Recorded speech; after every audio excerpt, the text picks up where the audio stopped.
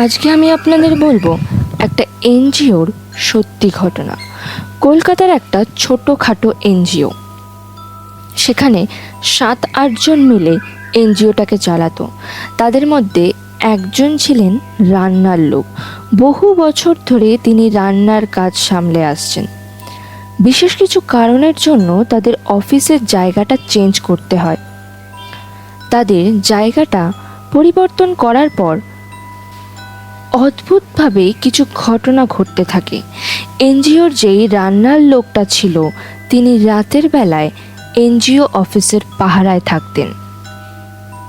কিন্তু নতুন এনজিও অফিসে আসার পর থেকে রান্নার লোকটি হঠাৎ করে উধাও হয়ে যায় এবং খোঁজ খবর নেওয়ার পর জানা যায় তিনি আর এনজিওতে কাজ করবেন না এবং এক রাতে সে বিশেষ কিছু কারণের জন্য সেখান থেকে পালিয়ে আসেন।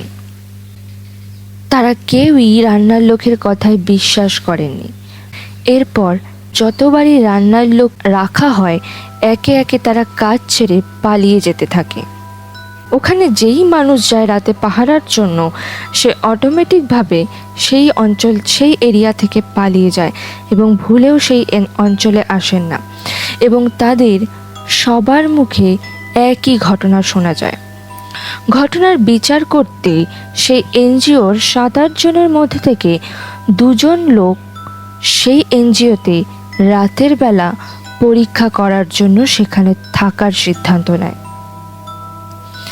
তারা ভাবেন কিছু তো সমস্যা আছেই, না হলে সবাই একইভাবে কেন সেখান থেকে পালিয়ে যাবেন। এবং এক রাতে তারা সেই কথা মতন সেই ঘরের মধ্যে থাকেন এবং বেশ কিছুক্ষণ কেটে যাওয়ার পর তারা শুনতে পান আস্তে আস্তে ঘরের মধ্যে বিভিন্ন রকমের ভয়ঙ্কর আওয়াজ শুরু হয়েছে। কিছুক্ষণ পর পর মনে হচ্ছে তাদের দরজা বন্ধ জানলা বন্ধ ঘরের মধ্যেও কেউ যেন হাঁটা চলা করছে, কিন্তু কাউকে দেখা যাচ্ছে না। ঘরের বৈদ্যুতিক বাতিগুলো টিপটিপ করছে, টিপটিপ করে জ্বলছে।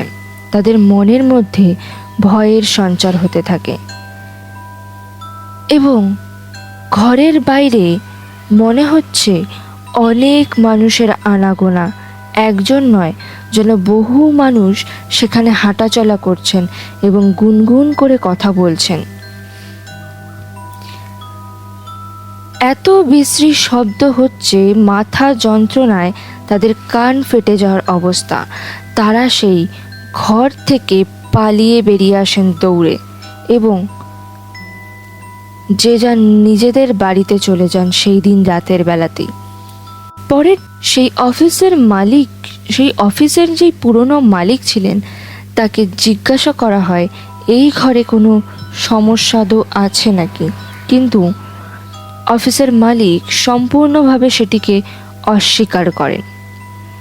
এখনো পর্যন্ত জানা যায়নি সেই রাতে সেই সব মানুষের সাথে আসলেই কি ঘটেছিল, কেনই বা ঘটেছিল।